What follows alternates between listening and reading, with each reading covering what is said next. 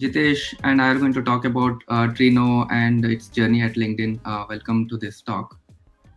Here's the outline for this session. We are going to talk about how Trino started at LinkedIn, its journey. We'll look at a couple of use cases of how Trino is used at LinkedIn, then go into the operating challenges. And Jitesh will then talk about some of the performance improvements we have done and also share our learnings and contribution towards the end. So LinkedIn's journey with Trino started back in 2015. We started with a small cluster with limited capacity, primarily used for ad hoc querying. All of our data sets were mostly in Avro at that point in time. At LinkedIn, we also operate the on-prem HDFS clusters, but because they were all running production workloads and co-locating Trino workers along with the data nodes was perceived to be risky. So we decided to carve out a separate HDFS cluster for Trino, and also primarily because all of our data sets were in Avro. Avro, as you know, is row-oriented and not recommended for a Trino-like engine. So we had this separate Trino cluster and with subset of data sets which would get copied from the primary cluster and get converted to ORC and dumped into the other HDFS table. But as you can imagine, this created a lot of hurdles for users to onboard. They had to now not just get access to HDFS accounts, security approvals, request for data to be copied over, wait till the data is available there, then get their Trino accounts, and then start querying to finally realize that there's also some delay in the data in finally arriving at the new cluster. So over the period of years, we tried to fine tune this, went through several iterations, trying to improve the experience of our users. And fast forwarding to 2021, we now have an excellent customer satisfaction score, and we have been seeing huge growth in the last couple of years. We now no longer have a separate HDFS cluster, but we co-locate all of our workers together with the production HDFS instance. Majority of our data sets have moved to ORC now, and users just have a one-click onboarding experience to get an account on Trino and start issuing their queries. So as of today, we have more than 2,000 weekly active users. There are a lot of critical applications submitting queries. There are more than 2.5 million queries every week, scanning 100 petabytes of data. Here is the overall ecosystem and shows how Trino fits in. Until recently, we were using Presto SQL 333 and we upgraded to Trino 352. We operate the vanilla version 352 with a bunch of internal plugins and with very minimal internal change. In terms of data, majority of our data comes from tracking events fired from LinkedIn.com. They get fired to Kafka and they get ETL to HDFS through our Goblin ingestion pipelines. As they ingest, they are also partitioned into date partitions. The data takes about an hour to arrive, but the ingestion teams are also working on bringing that down to 5 minutes. And once all of this data is available in HDFS, we have a lot of consumers of this data and various use cases. So at the top, you see different clients querying these HDFS datasets. So we have Azkaban, which is our primary scheduler through which we get a lot of our batch ETL kind of queries. We have a lot of critical applications, which I will go over in the use case section. We have reporting use cases, and then a bunch of tools like Elation, Tableau, Notebook, through which users do a lot of ad hoc and exploratory analysis.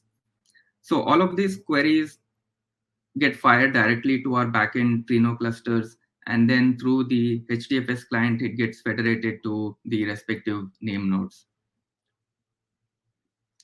Some more details about the ecosystem. We have about 3 major Trino clusters with 1,200 nodes spread across them. I mentioned a bit earlier that we co-locate these workers together with the HDFS data nodes because we operate our own on-prem clusters, and co-locating them gives us a lot of locality. With this layout, we get about 20% node locality, about 40% rack locality, and the remaining 40% is remote reads. Next, we also have entered the exabyte club. So there's 1 exabyte of data in our HDFS storages across the different clusters. We also operate a 10,000 node HDFS cluster with about 1 billion objects. This huge cluster is also federated in the sense that there are multiple name nodes sharing the same set of data nodes. So for Trino to query this massive HDFS cluster, we have our own custom HDFS client that federates the queries to the respective mount locations or the respective name nodes. In terms of workload, we have all of them. Majority comes from our interactive and batch kind of queries. We also have a small experimental ETL kind of cluster where we have a small presence of ETL queries there. In terms of use cases, like I mentioned, there are application reporting, scheduled and ad hoc. We also have a lot of views registered through our legacy Hive engine. We use the Coral library to read them, parse them, and rewrite them so that Trino understands. We also use a transportable UDF framework for writing UDFs that are portable across engines. Both these libraries, Coral and Transport, are open source by LinkedIn, and you can find them on the GitHub pages. Now let's look at a couple of use cases of Trino. The primary use case of Trino comes from the improving the productivity of our sales reps. So we have a insights-driven platform which tries to improve their productivity through content that gives them insights. So for example, the sales reps go to some applications, click on some buttons that automatically downloads some slide decks. And through these slide decks, they then go and present them to the customers with latest numbers and show statistics like, how is the product usage, the views, the churn, etc. So the sales reps also do a lot of exploratory ad hoc analysis on large data sets to discover new product opportunities and optimization opportunities on existing products. Next, we have the abuse detection use case. LinkedIn is constantly, attacked by attackers who use bots to create a lot of fake accounts. So beyond the scope of automatic detection and anomaly detection of these attacks, the engineers do a lot of ad hoc exploratory analysis to detect and investigate fraud. They also try to help victims whose accounts have been locked by issuing queries to datasets, figuring out what exactly happened. Besides these, we have on-calls from various teams doing ad hoc analysis whenever there are site-up issues. We have tools that do anomaly detection on time series datasets in HDFS. We have infrastructure engineering team troubleshooting network bottlenecks. We have analysts and researchers doing research on data in terms of looking at, say, the impact of COVID on the economics and jobs landscape. And this use case keeps on going. Now let's look at the operating challenges. So at LinkedIn, we operate a shared Trino clusters where users just hop on and start issuing their queries. So it's more like a free lunch to our users. But this free lunch has started to hurt us lately. When the workload spikes up, it saturates the cluster and it impacts all the users. So one of the primary challenges comes in the form of bursty traffic. So whenever in the early hours of the day when the query volume rises, goes up, because these queries query a mixture of Avro and ORC, they sometimes saturate the CPU on the cluster. And once the coordinator gets saturated, the queries slow down, queries start to get queued and also get dropped in sometimes. The next challenge comes in terms of providing reliable SLAs. So we never maintain an SLA contract with even our heaviest of the users, but our users developed some form of a high expectation because they were smooth sailing all along. And now just because of the burst traffic in this shared cluster, their queries are getting slower and they're having a bad experience with it. And lastly, cluster expansion is not so easy. Where I think expanding a cluster helps in case of bursty traffic. But as you expand by adding more nodes to the cluster, the bootkeeping on the coordinator increases. That increases the CPU consumption of the coordinator itself, and thereby reducing the overall throughput. Adding more clusters is a bit tricky for us because we have to spawn new clusters and then ask clients to point to the backend cluster URLs. And this again is not scalable because soon as the workload grows, the situation, we come back to the same situation, and then we'll have to spawn multiple clusters again, and then ask users to redirect to the new clusters and point them to them. So these challenges kind of uh, create a lot of bad experience for users with frustrated customers. And then since it impacts all the queries across the board, it also sometimes the revenues are at stake. So how do we go about tackling this? The first thing that we do is we just immediately spawn a new cluster and try to pick the heaviest users from the primary cluster and move them away, reducing the load on the main cluster. This, although helps temporarily, it's not a permanent solution, because in a couple of months, again, there are more users, the growth increases, and then again, we have a new burst of traffic coming, and then we are back to square one. So the other thing that we do as we move away these users, we start to consider performance improvements. Jitesh is going to talk over a bunch of them in the coming slides, but anything in the slightest form of even reducing coordinators, CPU consumption, let's say reducing the quota calculation frequency, as you see here, tries to reduce the overall CPU and try to improve the throughput on the coordinator. But again, that goes to only some extent, because then you have more traffic coming in always. The third is the most important in terms of having good tooling. Good tooling in the sense, the next time you have such bursty traffic, the admins can transparently add and remove clusters without asking clients to point to different URLs. You should also be able to redirect traffic whenever your cluster is busy to different clusters. And we can take this to the extent of doing automatic load balancing in terms of looking at the existing clusters availability, some client tags, doing some machine learning, predictive analysis on figuring out how much CPU this query will consume, and accordingly redirecting them to backend clusters, at the same time respecting the resource group limits of the user. So these are some problems that we are facing. Similar problems in some form have been faced by other companies who are also scaling Trino. Lyft has opened their open source version of the Trino gateway tooling, and we are looking into that and planning to jumpstart on that. Last but not the least, it's important to build a contract with customers to set the expectations right away and set the resource limits based on their requirements. Setting simple expectations like, making sure they use ORC instead of Avro, asking them not to simply retry all the time when queries are slow, because that just worsens the situation on the cluster. And also letting us know whenever they're planning to double their workload. These kind of expectations go a long way in terms of having good relationship with the customer. Next, Jitesh is going to talk about some performance improvements. Performance improvements is a must for any of the operation big query engines operating at scale, LinkedIn scale.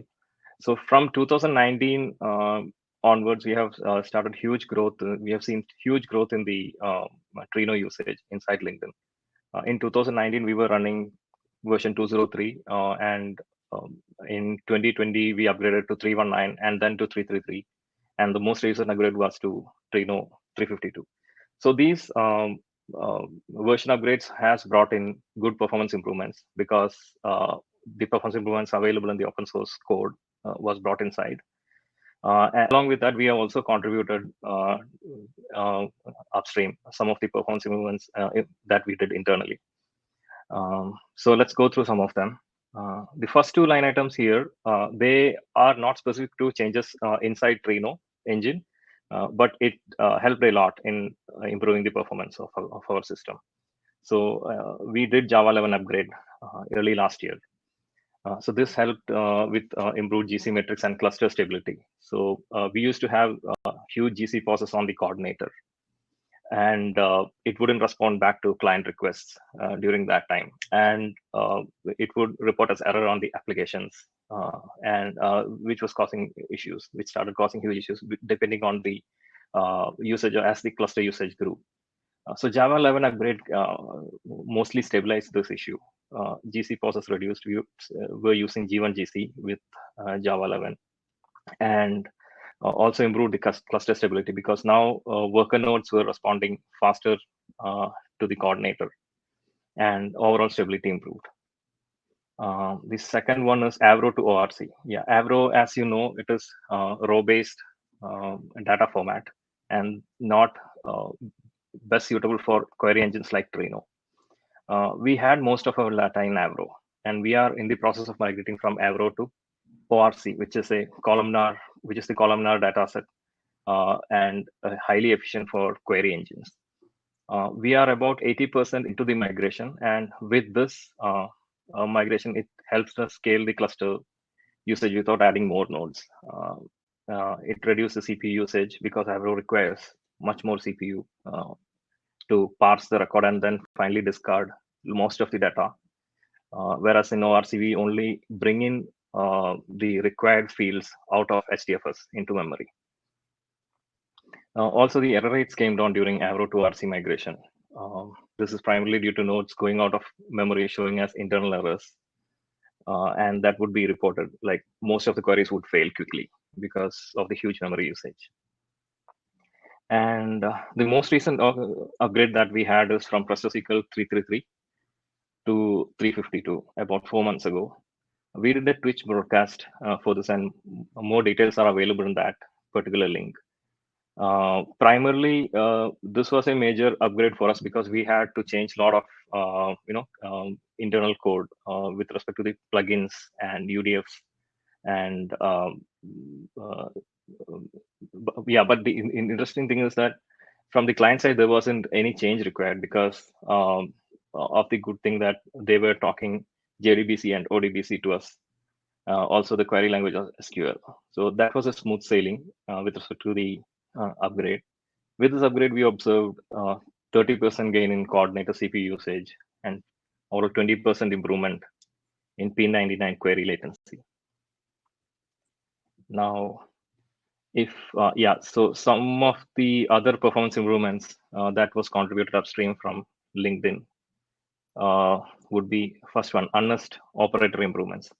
So inside LinkedIn, we have a lot of usage for Unest, and the data sets are huge, and it was pretty inefficient. And when the data sets are huge, these inefficiencies show up very quickly.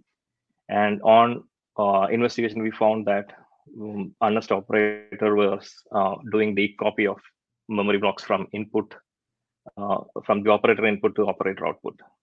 And just and working on removing that, we observed like 10 times CPU gain and 3 to 5 times memory improvement. The other one is dereference pushdown. So yeah, in LinkedIn again, we have a lot of multi-level nested fields on most of our data sets. On big data sets, we have like nested fields having up to 50 columns, and these columns would also be nested further down. So what happened before this patch was, if the user were requesting a particular field, subfield from this nested field, the entire top level field would be fetched from the HDFS and processed. And at the end of the processing stage, it would just select the required column and show it back to the user. So there was a lot of inefficiency involved because we are discarding a lot of the surrounding fields. So with this patch, so before this, we had to create flattened tables so that the querying them are efficient and it meets the user's SLA. And with this patch, we have seen about 50 times speed up for some of the tables. So yeah, that was a huge improvement.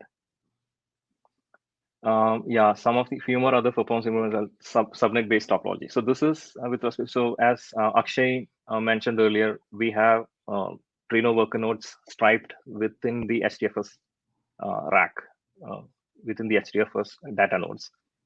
So that helps in locality. So this particular patch helped in scheduling tasks to worker nodes hosting the specific splits or to the nearest worker node within the same rack. So that has given us huge improvement, performance improvement.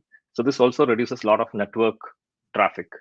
And so today we have our main cluster having about 500 worker nodes against the single coordinator. And we may be able to add maybe 100 more nodes to that. So yeah, all that because of the network efficiency there. The other one is real-time update of query CPU time. So this came in as a bug where some of the queries were queued up to 20 hours when a previous query was exceeded the CPU quota. So these queries didn't dequeue even after the CPU quota is replenished. And and the reason when we looked into was that yeah, there was obviously a bug. And as part of fixing this bug, we also provided added this feature where the resource groups are periodically updated and not at the end of the query execution. So this helped in ingesting more runnable queries into the Trino cluster and thereby getting better response times overall in the cluster. So these were the some of the performance improvements we did.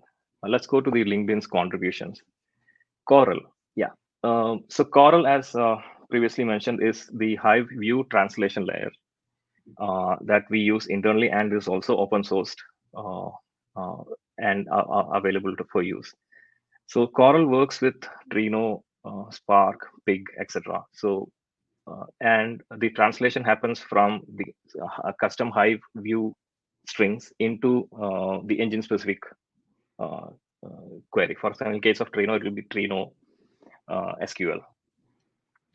And so this was a huge thing for us internally because we were migrating traffic from Hive queries into the Trino engine, and Coral helped a lot in that particular aspect. And Coral is integrated with open source Trino and directly accessible. Whoever is downloading Trino after I think version 342 or something.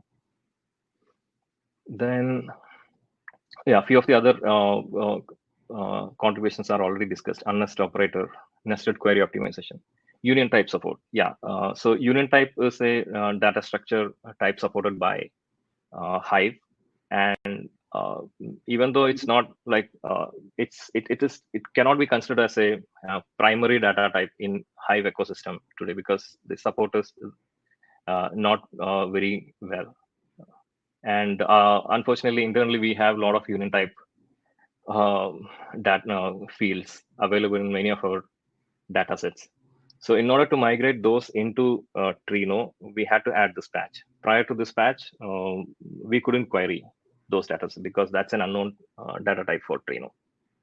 This is available in open source. Others are dynamic filtering improvements, improved CPU tracking, session property management, many iceberg connector improvements, subnet mains topology, couple of functions, and table redirection for iceberg. Yeah, there are links to this, and we can go through them. Let's go to the learnings. Yeah, so what we learned over the time that we spent with Trino open source and with the installation of internal Trino is that we need to align with open source early and often. One of the examples would be when we were working on the dereference push down feature, right? That was implemented in open source first and brought it inside. So when that was being worked on, we had thorough review from the Trino maintainers, and most of the cases were uh, uh, handled over there. And when we deployed it internally, we had like a couple of minor issues. Things were smooth sailing. So that is the power of working in open source, getting the open source input and bringing it inside. Also, we typically upstream most of our internal patches, which is not very specific to LinkedIn, right? So where that helps us in bringing in during the upgrade time. So you don't need to, there won't be many merge conflicts. You have much less work because in the open source, these patches would anyway be tested as well. So, and essentially that ends up as low tech debt for us when everything is upstreamed. Now about the data-driven decision making. So yes, this we have doubled down on this more recently as well. So we emised most of the JMX metrics that Trino provides, and also many system metrics. So this helps us in operational insights. We also use the Trino's event listener SPI and emits events to Kafka. So these are used for building custom dashboards, essentially to understand how the usages, how the Trino's queries are uh, uh, used, and also specific customer specific dashboards as well, where we can see, okay, what is the growth of this particular customer for past year, and we can contact them and provide this dashboard directly to them and see, okay, what is this expected, how can we optimize your queries, etc. The next one is coherent user experience. Yeah, like Akshay was initially mentioning, 2015-16 timeframe. So we had this separate cluster, and getting permission and moving the data into a separate cluster was a pain. And from there, we have reached to a place where user can get access to Trino by just on a click of a button, and start querying using some of the ad hoc querying tools like Alation. Uh, the interesting thing is that the user base of Trino internally at LinkedIn is very diverse. Like we have engineers who work on the Hadoop system who queries through Trino, versus sales representatives who does as ad hoc querying through SQL. Even just joined new members to the team. So for them, this experience has to be seamless, and that's kind of where we want to get into. And the access and all that is almost the best that we have as of now. The other one is setting expectations with by having a user contract. So this is touched upon by Akshay already. So once the user onboards, the query usage will grow, and within 6 months or 1 year time, it's like quadrupled or beyond that, and which will hit the cluster heavily. So we did not have a user contract prior to few months, and we are working with each of the teams to set the right expectation, like moving to just querying the ORC data, for example. So that is also like controlling the user base is also uh, a learning that we had on the way. Yeah, so what's next for us? Yeah, so we want to operate Trino on Azure. These are like near term 6 months to 1 year projects. And then workload isolation. Workload isolation means so we have different types of workloads, right? So there are point lookup queries where it's a needle in a haystack kind of query, versus heavy ETL type of queries. So we don't want to run these type of diverse queries on the same cluster, where we want to tune clusters specifically for these type of queries and divert these queries into these specific clusters. So that is a interesting work to do, and also automatically detecting the runtime and CPU usage, etc. And then there is Iceberg. This we are very much looking forward to. And this is a org-wide initiative where most of the dataset will be moved to Iceberg. Another is PII obfuscation. That means personally identifiable information obfuscation via Trino. So this is like runtime obfuscation of PII data using Trino. And there are few more other ambitious projects in the pipeline. With that, I think, yeah, we are done with the slides. Thank you for watching. Note that we are hiring dev and SRE positions. Our contact information available below.